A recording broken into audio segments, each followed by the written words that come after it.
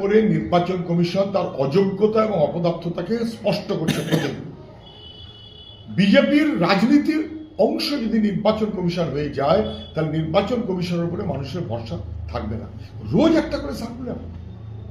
এখন বলছে পরিযায়ী শ্রমিক অথবা বয়স্ক মানুষ পরিবারের লোক শুনানিতে হাজির হলেই হবে। এতদিন বলেনি কেন? আমরা তো এই কথাটাই বলেছিলাম, বিহারে তো এই কথাটাই বলেছিলাম। বিহারে বিপন্ন করা হয়েছে মহিলাদের, বিপন্ন করা হয়েছে পরিযায়ী শ্রমিককে। বাংলায় সরকারের অপরাধে মানুষ ভিন রাজ্যে কাজ করছে পরিযায়ী শ্রমিক, এবং তারপর আসতে হবে এক্ষুনি। এই চোখ লাগাচ্ছে কেন নির্বাচন কমিশন? কেন পাড়ার মানুষ যারা, প্রতিবেশী যারা, বাড়ির লোক যারা, তাদের কাছ থেকে রিপোর্ট নিতে পারবে না কেন? এতদিন আমরা বলার পর, নির্বাচন কমিশনকে বারবার বলার পর, এখন শেষমেশ নাকি পরিযায়ী শ্রমিকদের সশরীরে হাজির না থাকলেও চলবে এই কথাটা বলেছে। সবই করবে শেষমেশ, সবই করবে শেষমেশ।